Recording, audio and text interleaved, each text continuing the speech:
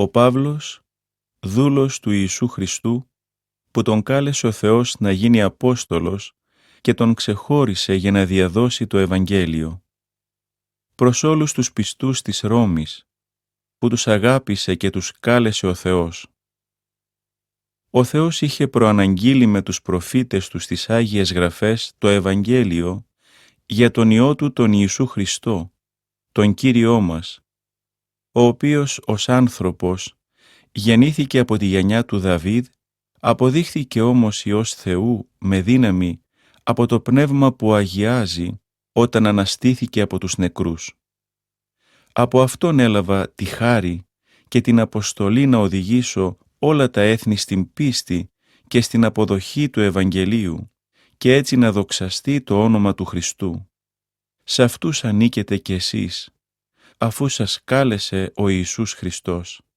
Εύχομαι ο Θεός Πατέρας μας και ο Κύριος Ιησούς Χριστός να σας δίνουν χάρη και ειρήνη. Πρώτα ευχαριστώ με τη χάρη του Ιησού Χριστού το Θεό μου για όλους εσάς, γιατί σ' όλο τον κόσμο γίνεται λόγος για την πίστη σας. Μάρτυράς μου ο Θεός, που τον λατρεύω με το πνεύμα μου, διαδίδοντας το Ευαγγέλιο του Υιού Του, πως σας θυμάμαι αδιάκοπα κάθε φορά που προσεύχομαι.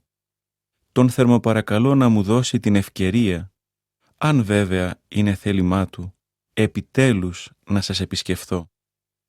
Γιατί επιθυμώ πολύ να σας δω, για να σας μεταδώσω κάποιο πνευματικό χάρισμα και έτσι να στηριχθείτε. Αυτό όμως σημαίνει ότι και εγώ θα ενισχυθώ ανάμεσά σας με την κοινή μας πίστη, τη δική σας και τη δική μου. Θέλω να ξέρετε, αδελφοί μου, πως πολλές φορές είχα προγραμματίσει ένα ταξίδι στη Ρώμη, ως τώρα όμως όλο και κάτι με εμπόδιζε.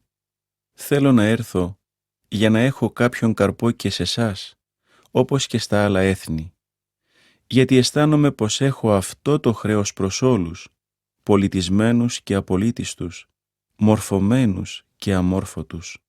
Γι' αυτό και έχω την επιθυμία να κηρύξω το Ευαγγέλιο και σε εσάς στη Ρώμη.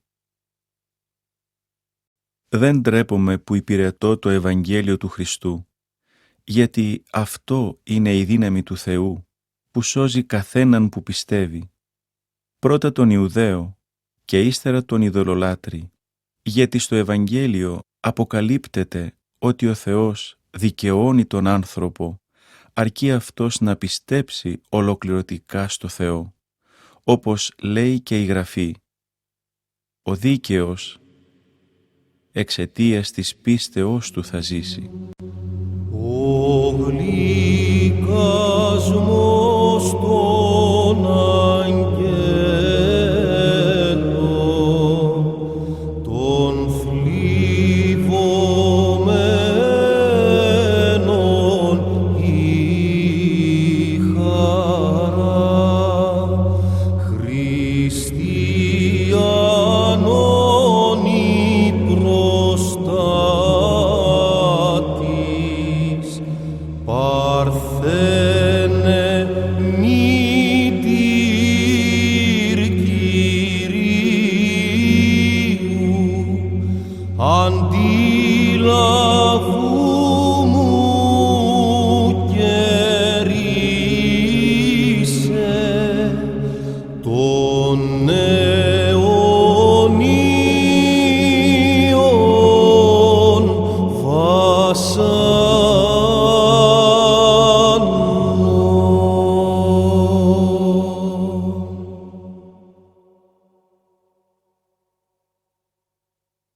Αποκαλύπτεται όμως και η οργή του Θεού από τον ουρανό για να τιμωρήσει κάθε ασέβεια και αδικία των ανθρώπων, που με τα άδικα έργα τους συγκαλύπτουν την αλήθεια. Αυτό γίνεται γιατί ό,τι μπορούν να γνωρίζουν για το Θεό, τους είναι γνωστό, αφού ο Θεός τους το φανέρωσε.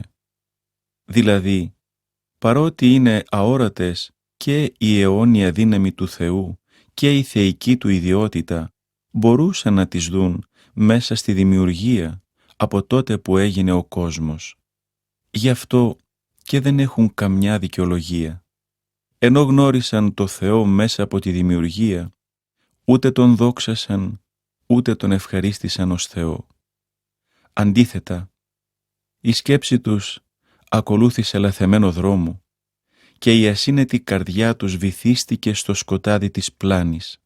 Έτσι, ενώ θριαμβολογούσαν για τη σοφία τους, κατάντησαν ανόητοι, ως το σημείο, αντί για το δημιουργό αθάνατο Θεό, να προσκυνούν είδωλα που παρασταίνουν θνητούς ανθρώπους, πουλιά, τετράποδα ζώα και ερπετά. Γι' αυτό τους παρέδωσε ο Θεός στις βρωμερές επιθυμίες τους και τους άφησε να ατιμάζουν μόνοι τους τα σώματά τους. Στη θέση της αλήθειας του Θεού έβαλαν το ψέμα και σεβάστηκαν και λάτρεψαν την κτήση αντί για τον κτίστη. Ας είναι αιώνια ευλογημένος. Αμήν. Γι' αυτό το λόγο λοιπόν τους παρέδωσε ο Θεός σε επέσχυντα πάθη. Οι γυναίκες αντικατέστησαν τις φυσικές σχέσεις με αφύσικες, το ίδιο και οι άντρες. Άφησαν τη φυσική σχέση με τη γυναίκα και φλογίστηκαν με σφοδρό πάθος ο ένας για τον άλλο, διαπράττοντας ασχήμιες, αρσενικοί μαρσενικούς και πληρώνοντας έτσι με το ίδιο τους το σώμα το τίμημα που τέριαζε στην πλάνη τους. Και αφού το θεώρησαν περιττό να γνωρίσουν το Θεό ενσυνείδητα, τους παρέδωσε ο Θεός στη μορία τους και έτσι κάνουν ανάρμοστα πράγματα. Είναι γεμάτοι από κάθε λογής αδικία, πορνεία, πονηρία, πλεονεξία, κακία. Είναι γεμάτοι φθόνο, φόνο, φιλονικία, απάτη και κακοήθεια.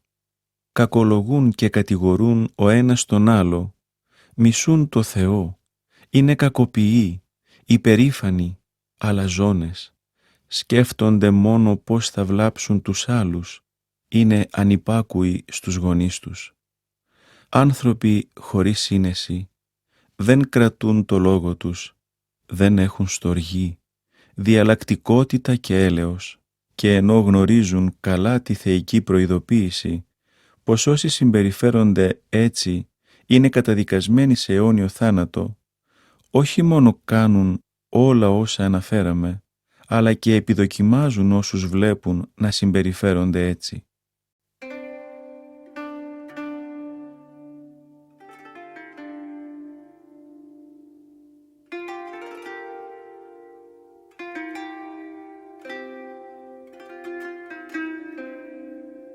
Αλλά κι εσύ, άνθρωπέ μου, που κατακρίνεις αυτή τη διαγωγή, δεν είσαι λιγότερο ένοχος, γιατί κρίνοντας τον άλλο, καταδικάζεις τον ίδιο τον εαυτό σου, αφού κι εσύ ο κριτής κάνεις τα ίδια.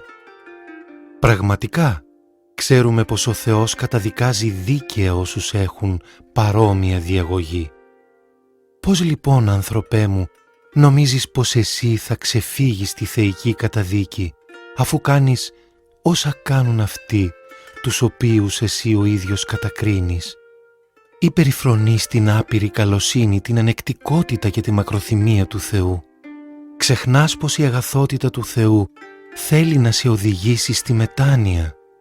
Εσύ όμως παραμένεις σκληρός και αμετανόητος και συσσωρεύεις για τον εαυτό σου την οργή του Θεού για την ημέρα της κρίσεως, όταν θα γίνει σ' όλους φανερή η δίκαιη κρίση του Θεού.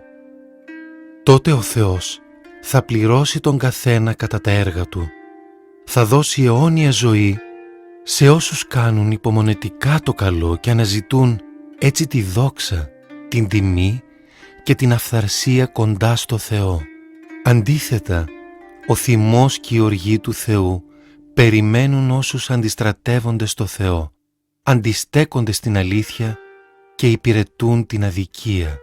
Θλίψη και στενοχώρια περιμένουν κάθε άνθρωπο που υπηρετεί το κακό, πρώτα τον Ιουδαίο αλλά και τον εθνικό. Αντίθετα, δόξα, τιμή και ειρήνη προσμένουν όποιον κάνει το καλό, πρώτα τον Ιουδαίο αλλά και τον εθνικό, γιατί ο Θεός δεν κάνει διακρίσεις. Έτσι λοιπόν, όσοι αμάρτησαν χωρίς να ξέρουν τον νόμο του Θεού, θα καταδικαστούν όχι με κριτήριο τον νόμο, και από την άλλη όσοι αμάρτησαν γνωρίζοντας τον νόμο θα δικαστούν με κριτήριο τον νόμο, γιατί στο θεϊκό δικαστήριο δεν δικαιώνονται όσοι άκουσαν απλώς τον νόμο, αλλά μόνο όσοι τήρησαν τον νόμο. Όσο για τα άλλα έθνη που δεν γνωρίζουν τον νόμο, πολλές φορές κάνουν από μόνοι τους αυτό που απαιτεί ο νόμος. Αυτό δείχνει πως, αν και δεν τους δόθηκε ο νόμος, μέσα τους υπάρχει νόμος. Η διαγωγή τους φανερώνει πως οι εντολές του νόμου είναι γραμμένες στις καρδιές τους και σε αυτό συμφωνεί και η συνείδησή τους, που η φωνή της τους τύπτει ή τους επενεί ανάλογα με τη διαγωγή τους. Όλα αυτά θα γίνουν την ημέρα που ο Θεός θα κρίνει δια του Ιησού Χριστού τις κρυφές σκέψεις των ανθρώπων, όπως λέει το Ευαγγέλιό μου. Με τα έργα που επιβάλλει ο νόμος, κανένας δεν μπορεί να δικαιωθεί. Το μόνο που καταφέρνει με τον νόμο είναι να συνειδητοποιήσει τη δύναμη της αμαρτίας. Και σε μεσήτριαν έχω προς τον φιλάνθρωπον Θεόν, μη μου ελέγξει τας πράξεις ενώπιον των αγγέλων, παρακαλώ σε παρθένε, βοήθησον μη εν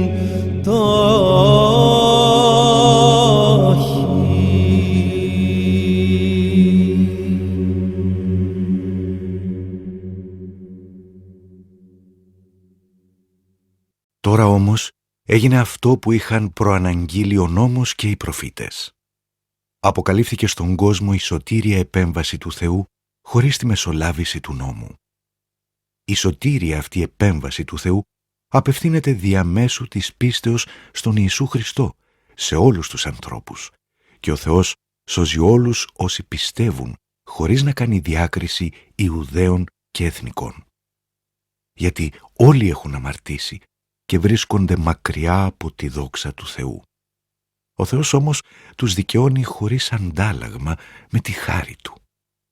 Γι' αυτό έστειλε τον Ιησού Χριστό να μας ελευθερώσει από την αμαρτία.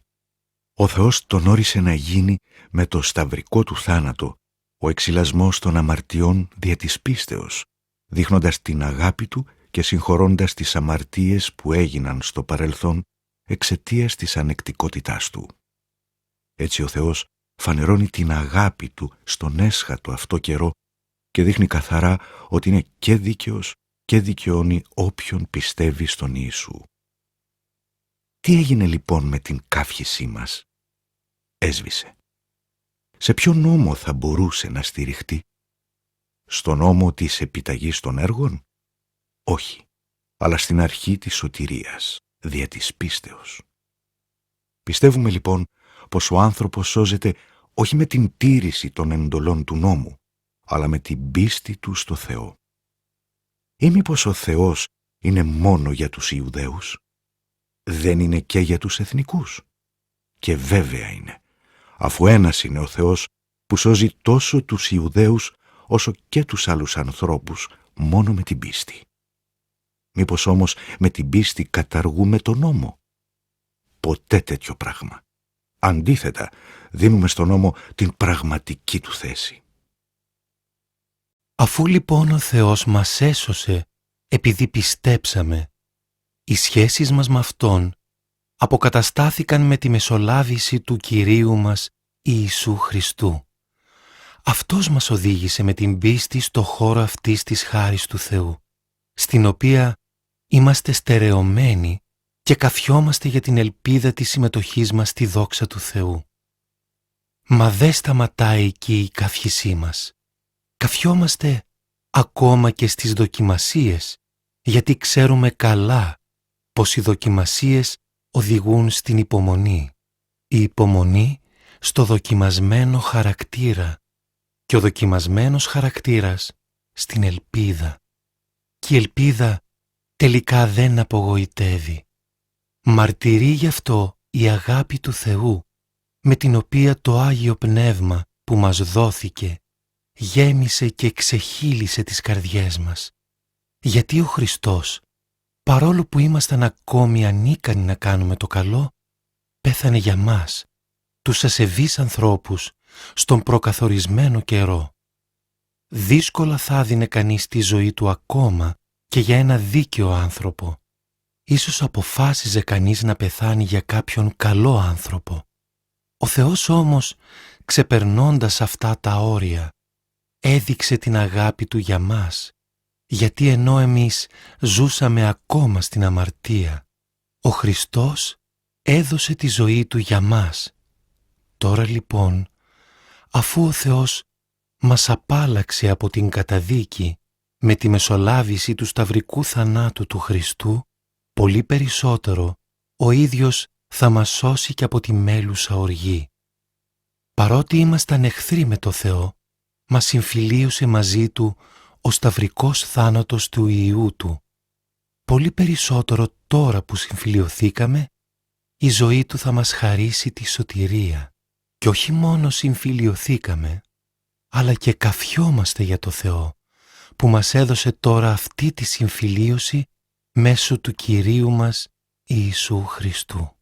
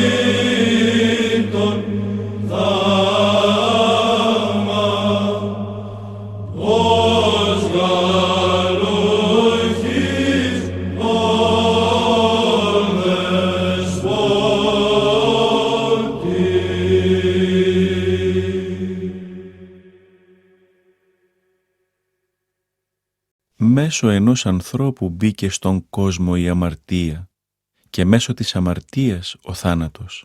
Έτσι εξαπλώθηκε ο θάνατος όλους τους ανθρώπους, γιατί όλοι αμάρτησαν. Η αμαρτία υπήρχε στον κόσμο και πριν να δοθεί ο νόμος, αλλά χωρίς τον νόμο δεν μπορούσε να θεωρηθεί ως αμαρτία η παράβαση των εντολών του. Ωστόσο, ο θάνατος κυριάρχησε σε όλους τους ανθρώπους, από τον Αδάμ ως τον Μωυσή, ακόμα και σε αυτούς που δεν αμάρτησαν, όπως ο Αδάμ, ο οποίος παραβίασε μια ρητή εντολή του Θεού. Ο Αδάμ ήταν προτύπωση του μελλοντικού γενάρχη. Η χάρη όμως του Θεού που έφερε ο Χριστός δεν συγκρίνεται με την παράβαση του Αδάμ. Γιατί εάν η παράβαση ενός ανθρώπου είχε σαν συνέπεια το θάνατο όλων, πολύ περισσότερο η χάρη που μας δώρισε ο Ιησούς Χριστός, η πλούσια δωρεά της χάρης που έφερε στον κόσμο ο ένας άνθρωπος, πλημμύρισε όλη την ανθρωπότητα. Δεν συγκρίνεται η πλούσια δωρεά του Χριστού με το κακό που έκανε η αμαρτία ενός ανθρώπου, γιατί η απόφαση για το ένα παράπτωμα ήταν καταδικαστική, ενώ η χαριστική πράξη για τα πολλά παραπτώματα οδήγησε στην αθώωση. Ήταν αρκετό λοιπόν το παράπτωμα ενός ανθρώπου για να κυριαρχήσει ο θάνατος όλο τον κόσμο εξαιτίας του ενός ανθρώπου. Το ίδιο και ακόμα περισσότερο, ο ένας Ιησούς Χριστός θα γίνει η αιτία να κυριαρχήσουν μέσα στην αληθινή ζωή όσοι αποδέχονται την άφθονη χάρη του Θεού και τη δωρεά της λυτρώσεως. Το συμπέρασμα είναι πως όπως το ένα παράπτωμα έγινε αιτία καταδίκης όλων των ανθρώπων, έτσι και το σωτήριο έργο έγινε αιτία σωτηρίας και ζωής για όλους τους ανθρώπους. Και όπως η παρακοή του ενός ανθρώπου έκανε όλη την ανθρωπότητα αμαρτωλή, έτσι και με την υπακοή του ενός θα αναγνωριστούν όλοι δίκαιοι από το Θεό. Ανάμεσα στους δύο γενάρχες μπήκε στο μεταξύ ο νόμος για να φανούν πόσο πολλά ήταν τα ανθρώπινα παραπτώματα, και όπου η αμαρτία φάνηκε στο αληθινά τρομακτικό της μέγεθος, εκεί η χάρη του Θεού την υπερκάλυψε με το παραπάνω. Όπως με το όπλο του θανάτου κυριάρχησε στον κόσμο η αμαρτία, έτσι θα κυριαρχήσει και η χάρη με τη σωτηρία που οδηγεί στην αιώνια ζωή μέσω του Ιησού Χριστού, του Κυρίου μας. Ποιο είναι το πρακτικό συμπέρασμα? Θα εξακολουθήσουμε να αμαρτάνουμε για να περισσέψει η χάρη? Ποτέ τέτοιο πράγμα. Εμείς είμαστε πεθαμένοι για την αμαρτία. Πώς λοιπόν θα εξακολουθήσουμε να ζούμε κάτω από την εξουσία της? Ή μήπως λησμονείτε πως το βάπτισμα στο όνομα του Χριστού σημαίνει συμμετοχή στο θάνατό Του? Πραγματικά,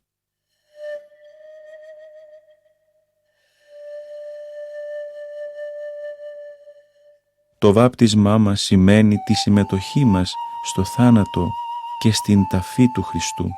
Και όπως ο Πατέρας Θεός με τη δύναμή Του ανέστησε το Χριστό από τους νεκρούς, το ίδιο και εμείς μπορούμε να ζήσουμε μια νέα ζωή. Όπως δηλαδή ενταχθήκαμε οργανικά στο σώμα του Χριστού με μια πράξη που συμβολίζει συμμετοχή στο θάνατό Του, έτσι θα συμμετάσχουμε πραγματικά και στην Ανάστασή Του. Ξέρουμε άλλωστε με βεβαιότητα τούτο. Ο παλιός αμαρτωλός εαυτός μας πέθανε στο Σταυρό μαζί με τον Χριστό. Έτσι έπαψε να ζει ο αμαρτωλός άνθρωπος και δεν είμαστε πια υπόδουλοι στο ζυγό της αμαρτίας. Γιατί σε έναν που πέθανε η αμαρτία δεν έχει πια καμιά εξουσία. Αν λοιπόν πεθάναμε μαζί με τον Χριστό, είμαστε βέβαιοι πως θα ζήσουμε κιόλας μαζί Του.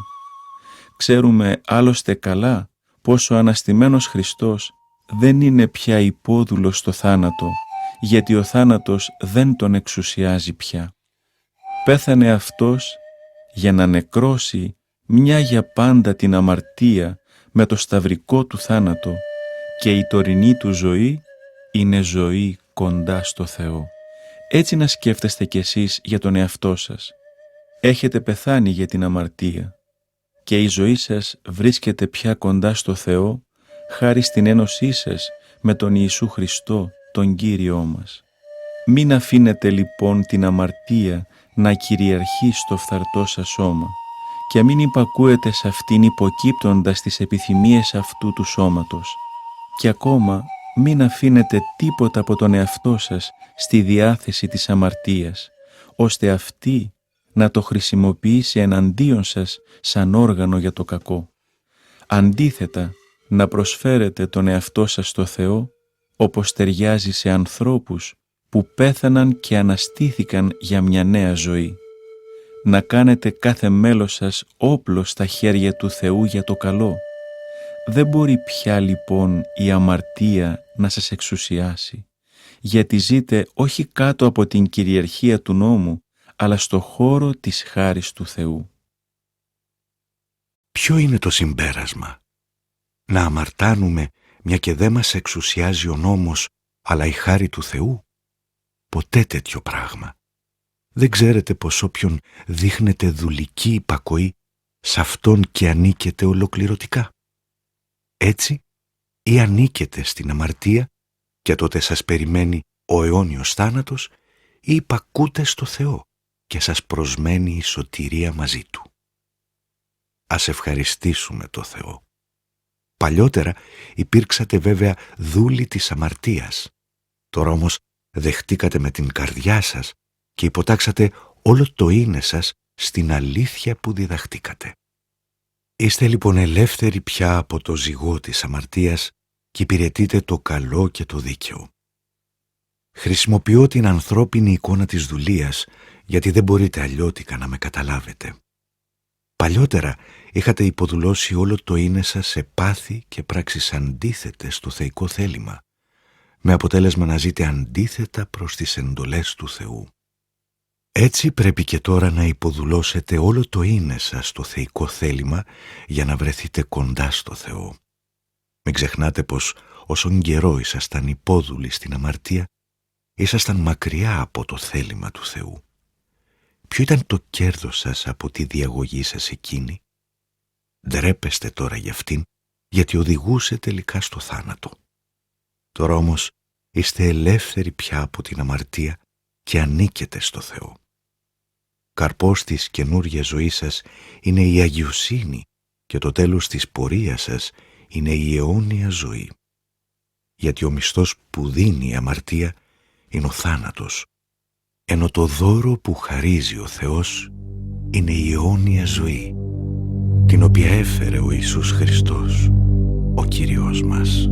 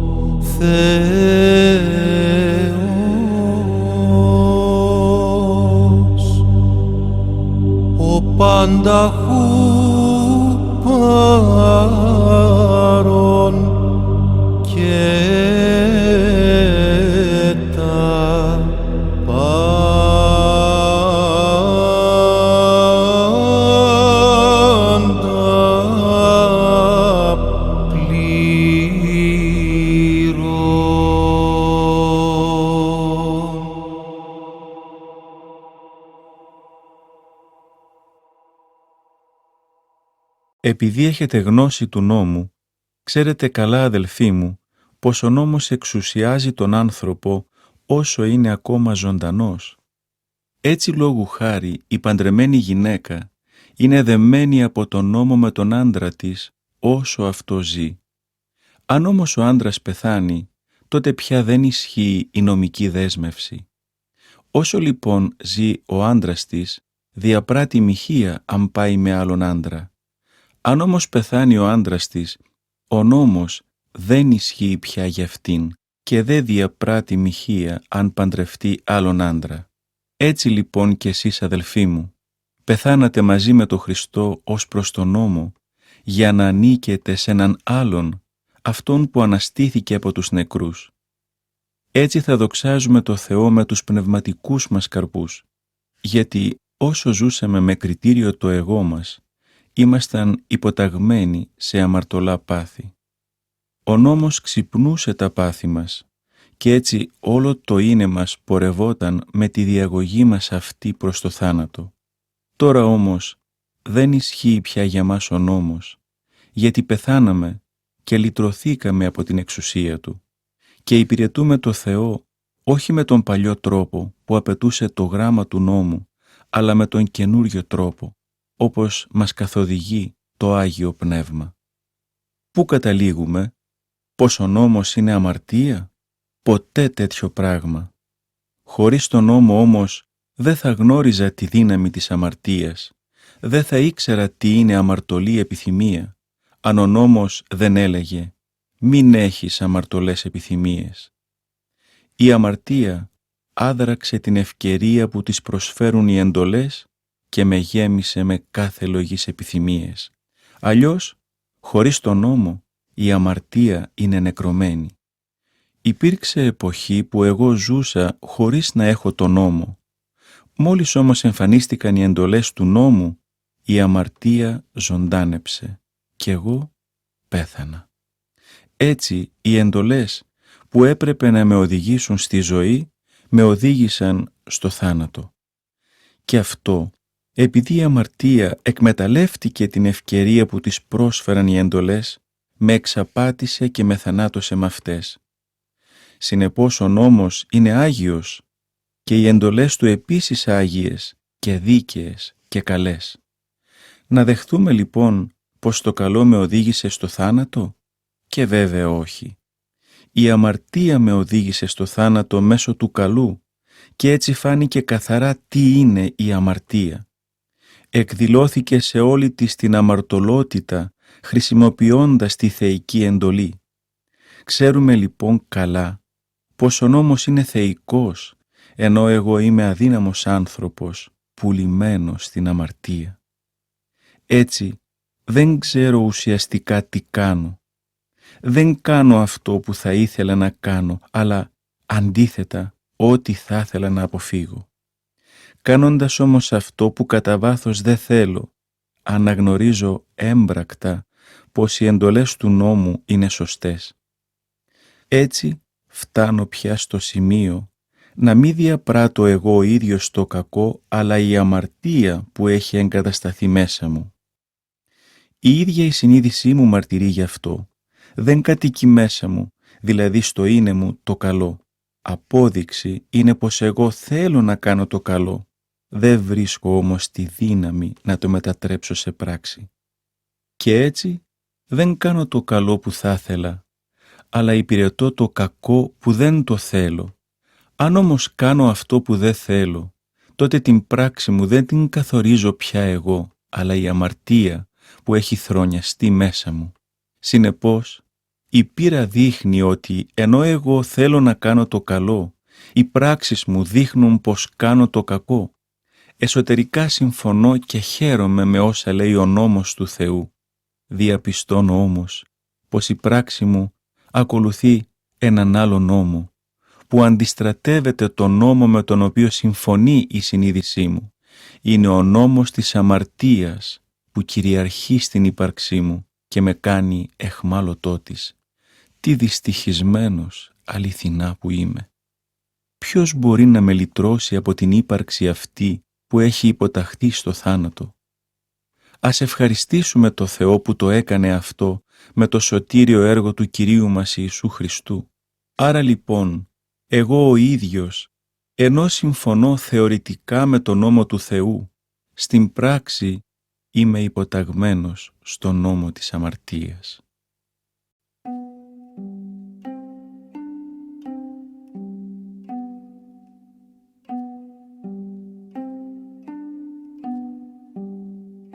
Συνεπώς, δεν υπάρχει τώρα πια θέμα καταδίκης για αυτούς που ανήκουν στον Ιησού Χριστό και δεν ζουν σύμφωνα με τις ανθρώπινες αδυναμίες, αλλά όπως υπαγορεύει το Πνεύμα του Θεού. Ο Ιησούς Χριστός μας οδήγησε στο χώρο όπου κυριαρχεί το ζωοποιό πνεύμα και μας απελευθέρωσε από την κυριαρχία της αμαρτίας και του θανάτου. Ο νόμος, όπως ξέρουμε, ήταν αδύνατο να εφαρμοστεί εξαιτίας της ανθρώπινης αδυναμίας. Γι' αυτό ο Θεός έστειλε στον κόσμο τον Υιό Του, που για να νικήσει την αμαρτία πήρε σάρκα όμοια με τη δική μας την αμαρτωλή, χωρίς να είναι αμαρτωλή.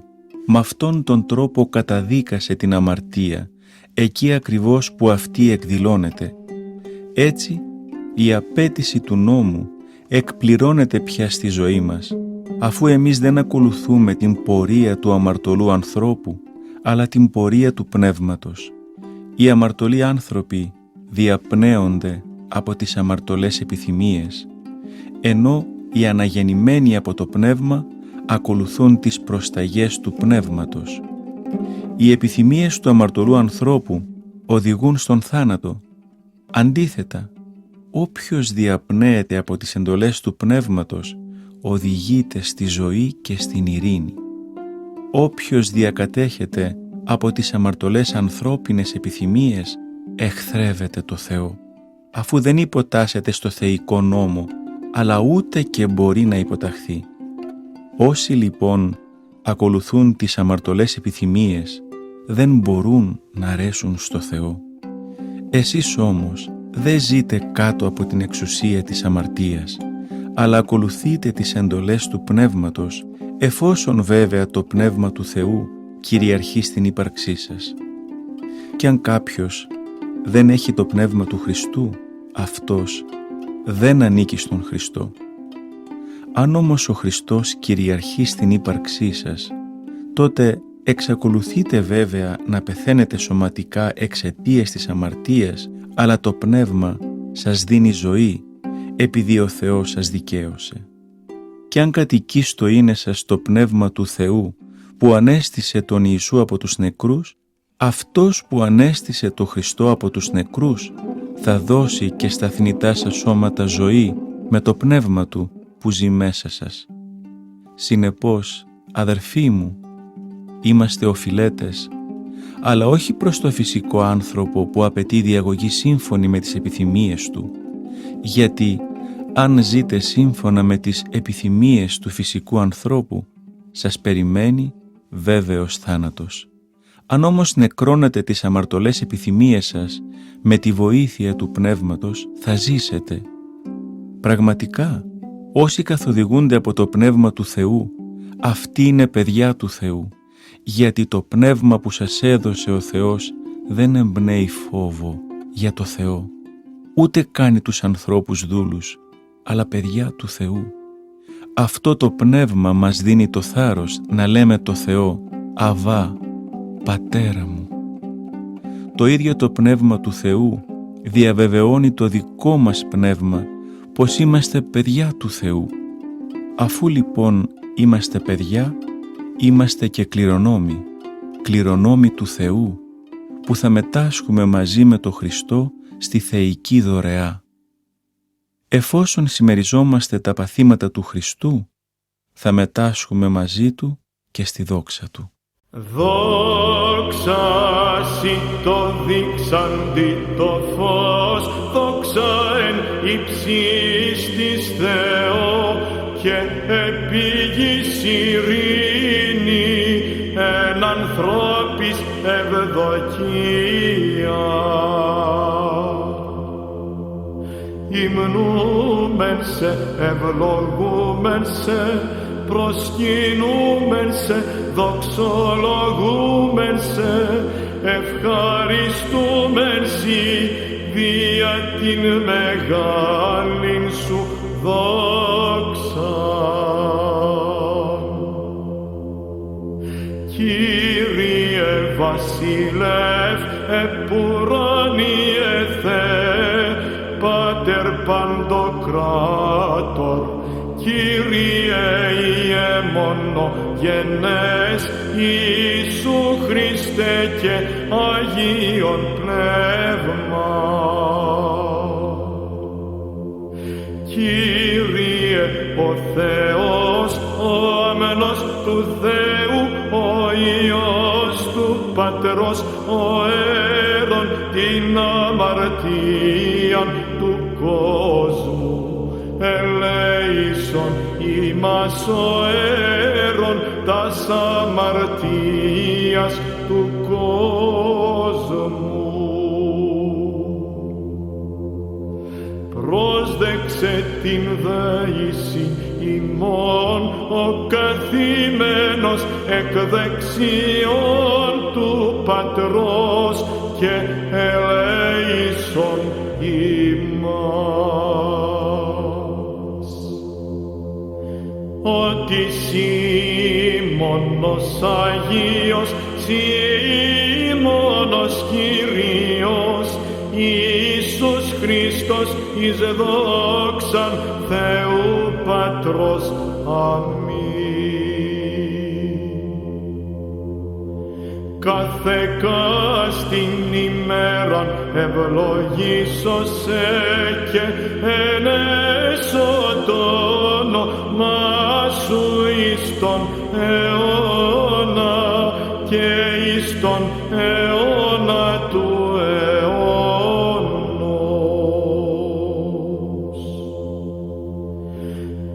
καταξίωσον Κύριε εν τη ημέρα ταύτη αναμαρτήτους φυλαχθήνε ημάς. Ευλογήτως η Κύριε ο Θεός των πατέρων ημών και ενετών και δεδοξασμένων το όνομά σου εις τους αιώνας. Αμήν. Γέννητο Κύριε το έλεος σου εφήμας, καθάπερ υλπίσαμεν επί σε.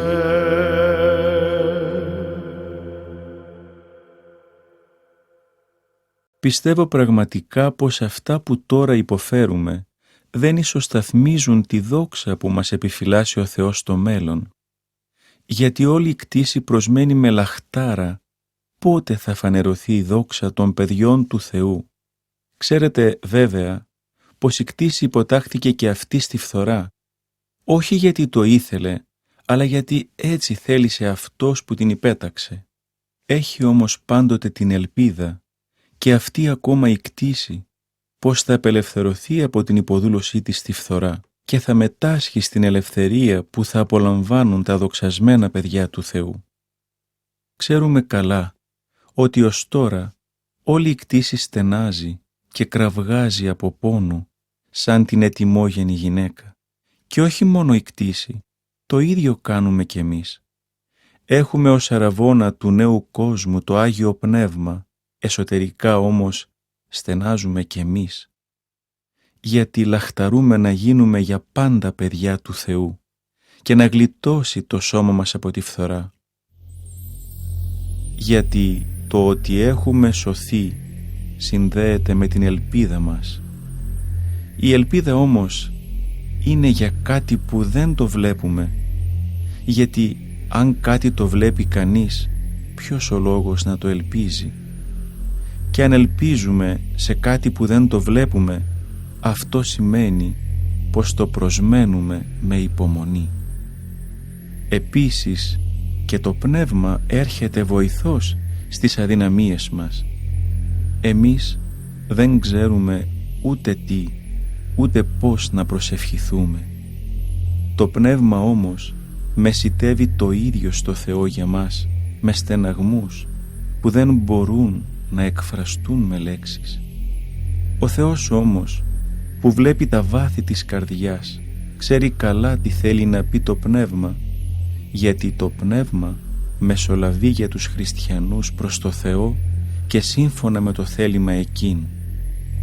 Είμαστε βέβαιοι ότι αν αγαπά κανείς το Θεό, ο Θεός κάνει τα πάντα να συντελούν στο καλό του. Αυτό ισχύει για όσους κάλεσε ο Θεός σύμφωνα με το λυτρωτικό του σχέδιο. Τους ήξερε από πριν και τους προώρισε να γίνουν όμοιοι με τον Υιό του, έτσι που ο Χριστός να είναι ο πρώτος ανάμεσα σε ένα πλήθος από αδέρφια. Και αυτούς που προώρισε, αυτούς και κάλεσε, και αυτούς που κάλεσε, τους έσωσε, και αυτούς που έσωσε, αυτούς τους δόξασε. Τι να προσθέσουμε σε αυτά? Όταν είναι ο Θεός με το μέρος μας, ποιος μπορεί να είναι εναντίον μας? Ο Θεός δεν λυπήθηκε ούτε τον μονογενή του Υιό, αλλά τον παρέδωσε στο θάνατο για χάρη όλων μας. Δεν θα μας δωρήσει λοιπόν μαζί με Αυτόν τα πάντα? Ποιος μπορεί να κατηγορήσει αυτούς που διάλεξε ο Θεός? Κανείς, γιατί ο Θεός ο ίδιος τους δικαιώνει. Και ποιος θα τους καταδικάσει? Κανείς, γιατί ο Χριστός πέθανε για μας.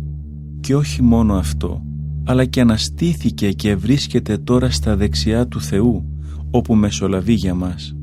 Τι λοιπόν μπορεί να μας χωρίσει από την αγάπη του Χριστού?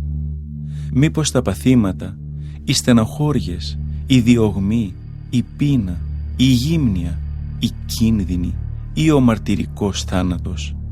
Σύμφωνα με τη Γραφή, για σένα πεθαίνουμε όλη την ημέρα. Μας μεταχειρίζονται σαν πρόβατα που τα πάνε για σφαγή. Εμείς όμως βγαίνουμε νικητές μέσα από όλες αυτές τις δυσκολίες με τη βοήθεια του Χριστού, ο οποίος μας αγάπησε. Και είμαι πραγματικά βέβαιος πως ούτε θάνατος, ούτε ζωή, ούτε άγγελοι, ούτε άλλες ουράνιες δυνάμεις, ούτε παρόντα, ούτε μέλλοντα, ούτε κάτι άλλο, είτε στον ουρανό, είτε στον άδη, ούτε κανένα άλλο δημιούργημα θα μπορέσουν ποτέ να μας χωρίσουν από την αγάπη του Θεού για μας, όπως αυτή φανερώθηκε στο πρόσωπο του Ιησού Χριστού, του Κυρίου μας. Ο Θεός, αδελφοί, μας έδειξε το έλεος Του. Σας παρακαλώ λοιπόν να Του προσφέρετε όλο τον εαυτό σας θυσία ζωντανή, άγια, ευπρόσδεκτη στο Θεό. Αυτή είναι η πραγματική πνευματική σας λατρεία. Μην προσαρμόζεστε στην νοοτροπία αυτού του κόσμου, αλλά να μεταμορφώνεστε συνεχώς προς το καλό, αποκτώντας το νέο φρόνημα του πιστού. Έτσι θα μπορείτε να διακρίνετε ποιο είναι το θέλημα του Θεού, το καλό και αρεστό στο Θεό και τέλειο. Με τη χάρη του Θεού που μου δόθηκε, ως Απόστολος απευθύνομαι στον καθένα από σας και σας λέω: μη φρονείτε για τον εαυτό σας παραπάνω από ό,τι πρέπει να φρονείτε, αλλά να σας διακρίνει η μετριοφροσύνη και η σύνεση. Θυμηθείτε πως στο χώρο της πίστεως ο Θεός είναι που χάρισε στον καθένα σας ό,τι έχετε. Παράδειγμα, το σώμα μας. Έχουμε πολλά μέλη, δεν επιτελούν όμως όλα την ίδια λειτουργία. Έτσι και το πλήθος των χριστιανών είμαστε ένα σώμα χάρη στο Χριστό και καθένας μας αποτελεί μέλος του σώματος που μέλη του είναι και όλοι οι άλλοι. Η χάρη του Θεού μας έδωσε διάφορα πνευματικά χαρίσματα. Άλλος είναι προφήτης για να κηρύττει ανάλογα με το βαθμό της πίστεώς του. Άλλος έχει το χάρισμα της διακονίας για να προσφέρει τις υπηρεσίες του. Το ίδιο να κάνει και ο δάσκαλος του λαού του Θεού με τη διδασκαλία. Και όποιος έχει το χάρισμα να στηρίζει τους αδελφούς, να τους στηρίζει. Αλλά κι όποιος μοιράζει τα αγαθά του με τους άλλους, να το κάνει με απλότητα. Ο προϊστάμενος να δείχνει ζήλο για το έργο του. Όποιος μοιράζει τις ελεημοσύνες, να το κάνει με καλοσύνη. Η αγάπη σας να είναι ειλικρινής, να αποστρέφεστε το κακό και να ακολουθείτε το καλό, να δείχνετε με στοργή την αγάπη σας για τους άλλους πιστούς. Να συναγωνίζεστε ποιος θα δείξει περισσότερη εκτίμηση στον άλλο, Μην είστε οκνηροί σ' ό,τι πρέπει να δείχνετε ζήλο, να έχετε πνευματικό ενθουσιασμό, να υπηρετείτε τον Κύριο. Η ελπίδα να σας δίνει χαρά, να έχετε υπομονή στις δοκιμασίες, να επιμένετε στην προσευχή, να βοηθάτε τους άλλους χριστιανούς όταν βρίσκονται σε ανάγκη και να επιδιώκετε να φιλοξενείτε τους αδελφούς, να προσεύχεστε για το καλό των διοκτών σας, να ζητάτε την ευλογία του Θεού για αυτούς και όχι να τους καταργέστε, να μετέχετε στη χαρά όσων χαίρονται και στη λύπη όσων λυπούνται, να έχετε ομόνοια μεταξύ σας. Μην είστε υπερήφανοι, αλλά να συναναστρέφεστε και τους απλοϊκούς χριστιανούς. Μην έχετε την ψευδαίσθηση πως είστε σοφοί. Αν κάποιος σας κάνει κακό, μην του το ανταποδίδετε. Φροντίζετε να κάνετε το καλό σε όλους τους ανθρώπους. Όσο εξαρτάται από σας, να ζείτε ειρηνικά με όλους. Μην αγωνίζεστε, αγαπητοί, να πάρετε εσείς εκδίκηση, γιατί αυτό είναι δουλειά του Θεού την ώρα της κρίσεως. Όπως λέει η Γραφή, «Δική μου είναι η εκδίκηση, εγώ θα τους το ξεπληρώσω», λέει ο Κύριος. Αν λοιπόν πεινάει ο εχθρός σου, δώσ' του να φάει. Αν διψάει, δώσ' του να πιει. Με αυτή την τακτική θα τον κάνεις να αισθανθεί τύψεις και ντροπή. Μην αφήνεις να σε νικήσει το κακό, αλλά να νικάς το κακό με το αγαθό. Ευλογητός η Κύριε, δίδαξον με τα δικαιώματά σου. Ευλογητός η Κύριε, δίδαξον με τα δικαιώματά σου.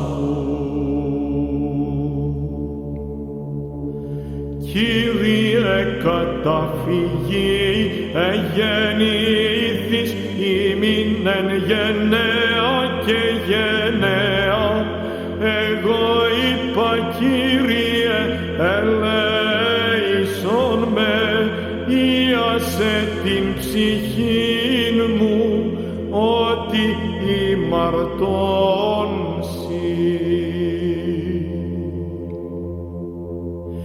Κύριε, προσεκατέφυγον, δίδαξον με, του πειν το θέλημά σου, ότι σύ ο Θεός μου.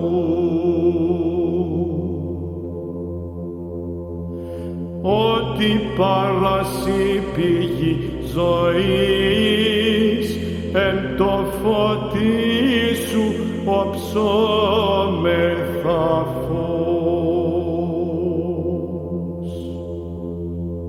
Παράτινον το ελαιός σου της γήνος κουσίσε, Άγιος ο Θεός, Άγιος ισχυρός, Άγιος αθάνατος, ελέησον ημάς.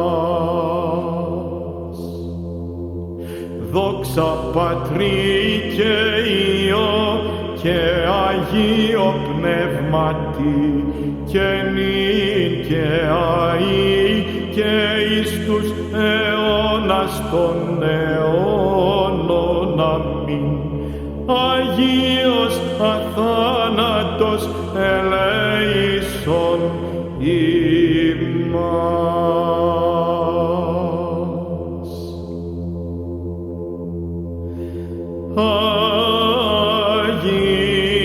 Αγίος ο Θεός,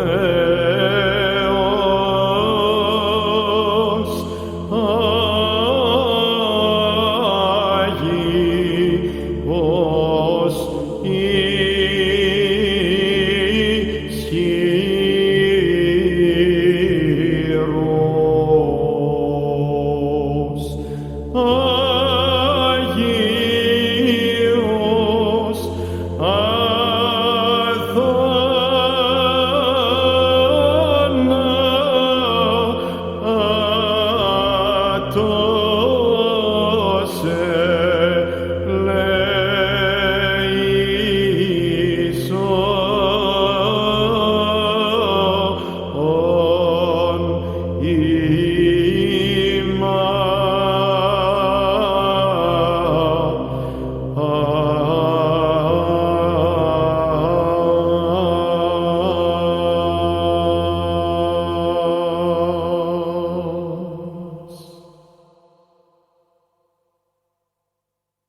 κάθε άνθρωπος οφείλει να υποτάσσεται στις ανώτερες εξουσίες, γιατί δεν υπάρχουν εξουσίες παρά από το Θεό. Και αυτές οι εξουσίες που υπάρχουν έχουν τεθεί από το Θεό. Έτσι λοιπόν, όποιος αντιτάσσεται στην εξουσία, αντιστέκεται στην τάξη που έβαλε ο Θεός. Και όσοι αντιστέκονται είναι οι ίδιοι υπεύθυνοι για την τιμωρία τους. Οι άρχοντες δεν προκαλούν φόβο σ' όποιον κάνει το καλό, αλλά σ' όποιον κάνει το κακό. Θέλεις εσύ να μη φοβάσαι την εξουσία?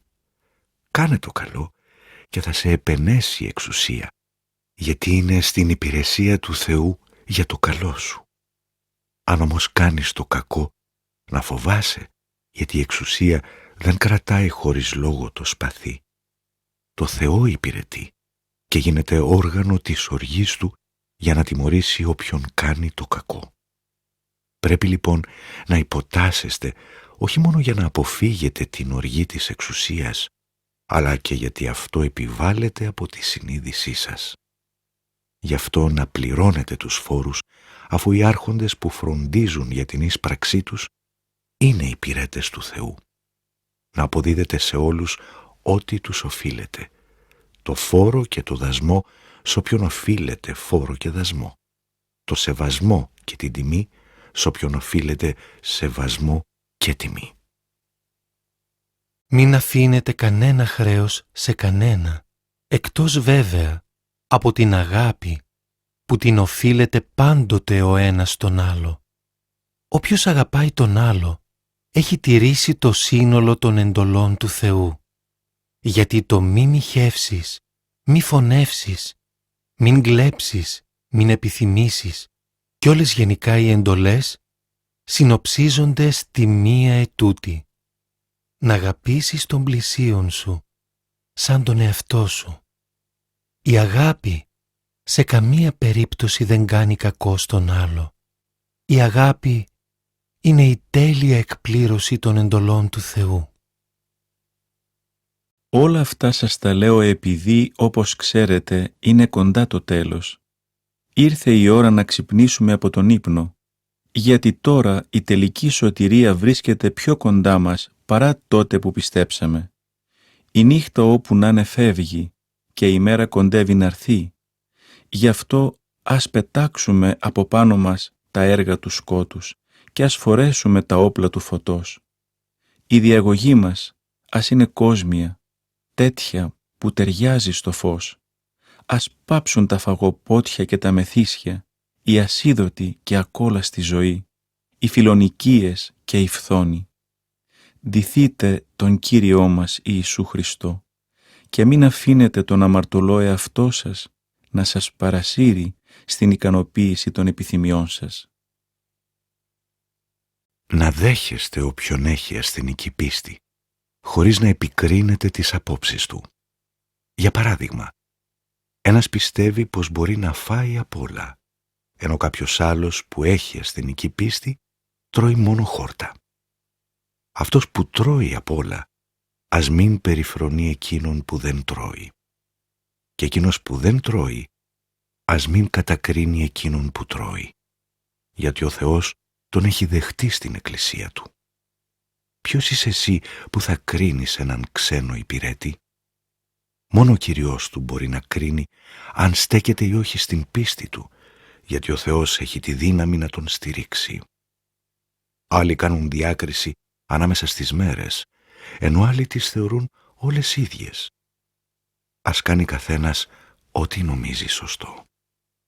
Όποιος τιμάει μια ορισμένη μέρα, το κάνει για να τιμήσει τον Κύριο, και όποιος δεν τιμάει μια ορισμένη μέρα, και αυτός το κάνει για να τιμήσει τον Κύριο. Το ίδιο όποιος τρώει απ' όλα. Τρώει γιατί θέλει να τιμήσει τον Κύριο, αφού ευχαριστεί το Θεό όταν τρώει. Μα κι όποιος δεν τρώει απ' όλα, για να τιμήσει τον Κύριο δεν τρώει, γι' αυτό ευχαριστεί και αυτός το Θεό. Κανένας μας άλλωστε δεν ζει για τον εαυτό του και κανένας δεν πεθαίνει για τον εαυτό του, γιατί όταν ζούμε, ζούμε για τον Κύριο και όταν πεθαίνουμε, πεθαίνουμε για χάρη του Κυρίου. Είτε λοιπόν ζούμε, είτε πεθαίνουμε, ανήκουμε στον Κύριο. Αυτός είναι άλλωστε ο σκοπός του έργου του Χριστού. Πέθανε και αναστήθηκε και ξανάζησε για να γίνει Κύριος και νεκρών και ζωντανών. Γιατί λοιπόν εσύ, ο ασθενικός στην πίστη, κατακρίνεις τον αδελφό σου? Και εσύ ο ισχυρός στην πίστη, γιατί περιφρονείς τον αδελφό σου? Όλοι μας θα σταθούμε μπροστά στο Χριστό για να δώσουμε λόγο.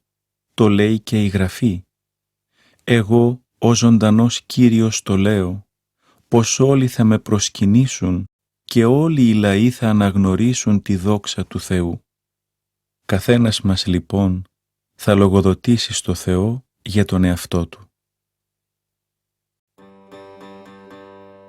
Γι' αυτό λοιπόν ας σταματήσουμε να κατακρίνουμε τους άλλους. Αντίθετα, κοιτάξτε να μην βάζετε πρόσκομα ή εμπόδιο στον αδελφό. Ξέρω καλά και ο Κύριος Ιησούς μου δίνει τη βεβαιότητα πως δεν υπάρχει τίποτε από μόνο του ακάθαρτο. Μόνο για αυτόν που πιστεύει στην ύπαρξη ακάθαρτων τροφών, γι' αυτόν υπάρχουν ακάθαρτες τροφές.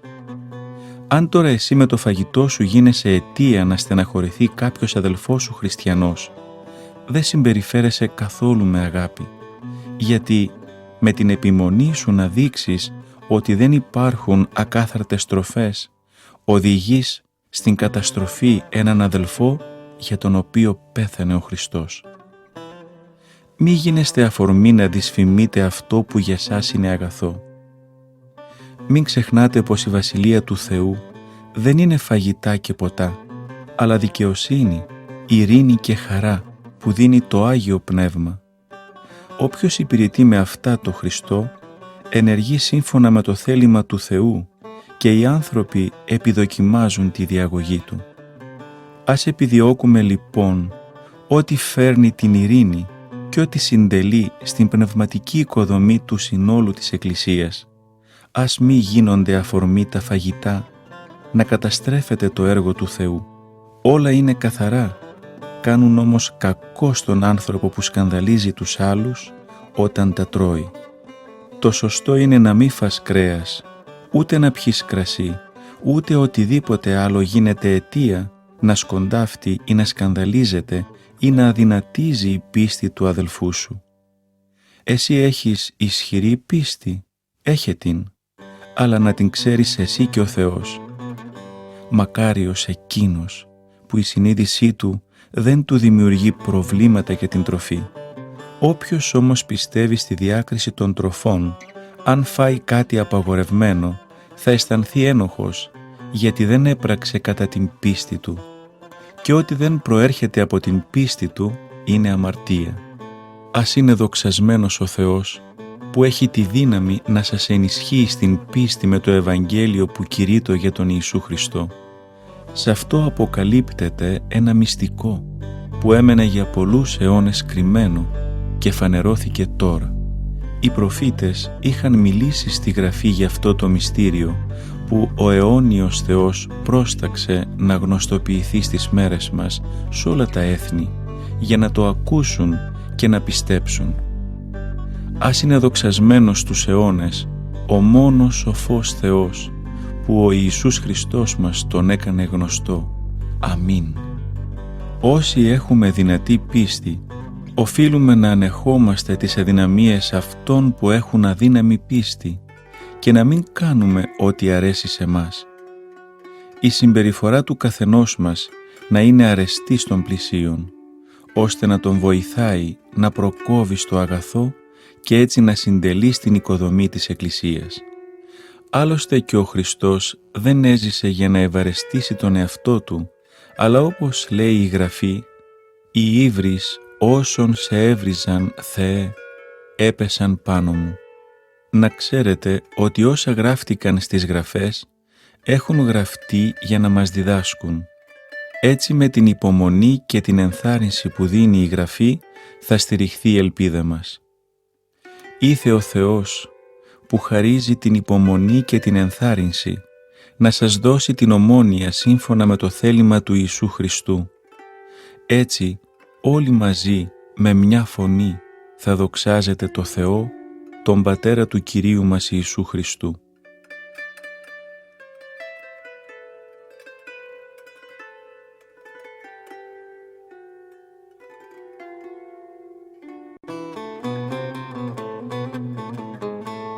Να δέχεστε ο ένας τον άλλο, όπως δέχτηκε και εσάς ο Χριστός, για να δοξάζεται ο Θεός. Και εννοώ το εξής: ο Ιησούς Χριστός έφτασε ως το σημείο να γίνει υπηρέτης του Ιουδαϊκού λαού, για να αποδειχθεί πως ο Θεός τηρεί τις υποσχέσεις του.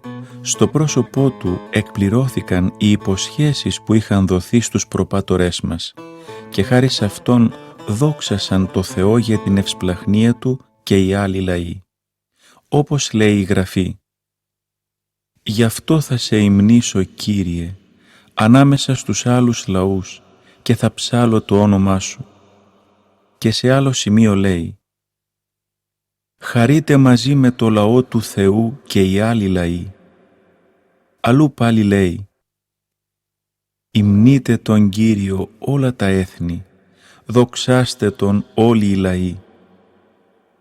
Και ο Ισαΐας λέει κι αυτός: «Θα έρθει ο απόγονος του Ιεσέ, θα εμφανιστεί για να εξουσιάσει λαούς, σε αυτόν θα στηρίξουν τα έθνη την ελπίδα τους». Ο Θεός της ελπίδας να σας γεμίσει με κάθε λογής χαρά και ειρήνη που δίνει η πίστη, για να έχετε περίσσια ελπίδα με τη δύναμη του Αγίου Πνεύματος. Εγώ προσωπικά, αδερφοί μου, είμαι βέβαιος πως εσείς είστε όλο καλοσύνη, γεμάτοι από την απαραίτητη γνώση και μπορείτε να νουθετείτε ο ένας τον άλλο. Γι' αυτό, αν σε μερικά σημεία της επιστολής τόλμησα και σας έγραψα πιο έντονα, το έκανα μόνο σαν υπενθύμηση, με το θάρρος που μου δίνει το χάρισμα που μου εμπιστεύτηκε ο Θεός, να κηρύττω τον Ιησού Χριστό στους εθνικούς.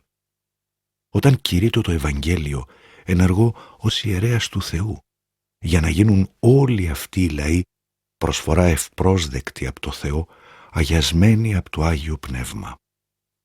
Χάρη στον Ιησού Χριστό, μπορώ λοιπόν να έχω καύχηση για το έργο του Θεού που κάνω. Άλλωστε, δεν θα τολμήσω να αναφέρω τίποτε παραπάνω από όσα έκανε ο Χριστός μέσω εμού για να δεχτούν οι διάφοροι λαοί το Ευαγγέλιο με λόγια και με έργα, με μεγάλα σημεία και θαύματα, με τη δύναμη του Αγίου Πνεύματος.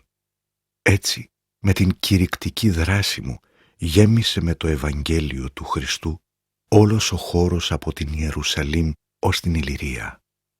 Πάντοτε όμως φιλοτιμήθηκα να κηρύξω το Ευαγγέλιο εκεί όπου δεν είχε ακόμη ακουστεί το όνομα του Χριστού, γιατί δεν ήθελα να οικοδομώ πάνω σε ξένα θεμέλια σύμφωνα με τα λόγια της Γραφής.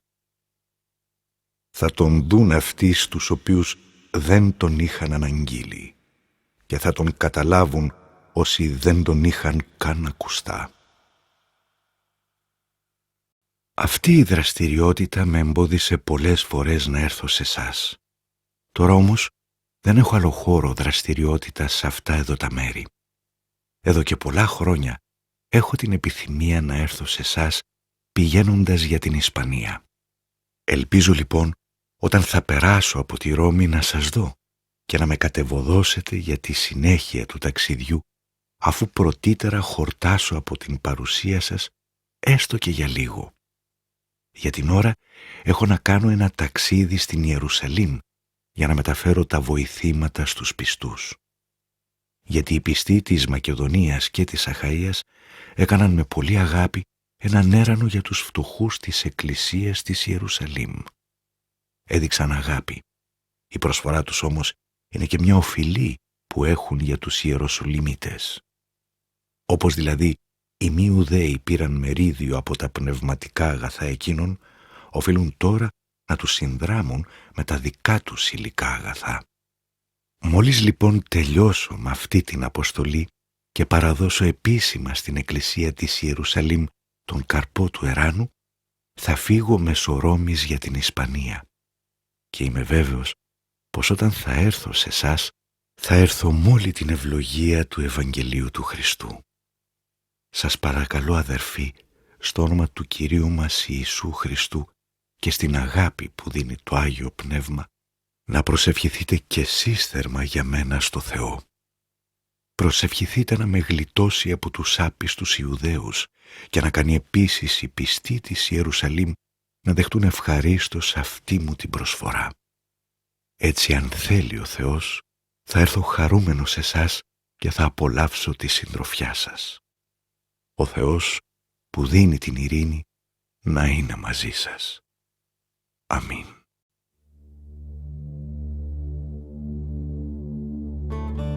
Χαιρετίστε ο ένας τον άλλο με αδελφικό φίλημα.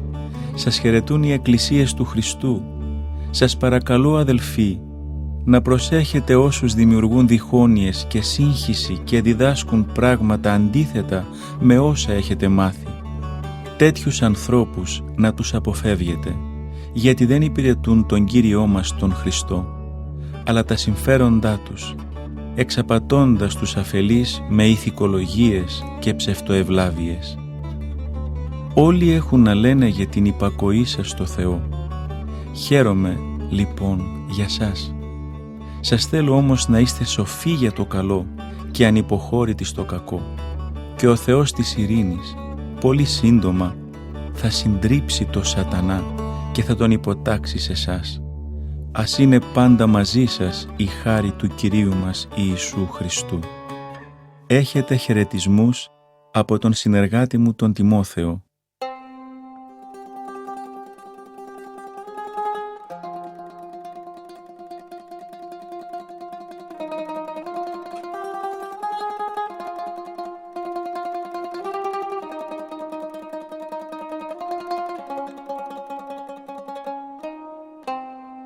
Σας στέλνω χριστιανικούς χαιρετισμούς και εγώ ο Τέρτιος που έγραψα την επιστολή. Σας χαιρετά και ο Γάιος που φιλοξενεί εμένα τον Παύλο και όλη την Εκκλησία. Επίσης έχετε χαιρετισμούς από τον Έραστο, τον ταμεία της πόλης και από τον αδελφό Κούαρτο. Η χάρη του Κυρίου μας Ιησού Χριστού ας είναι με όλους σας. Αμήν.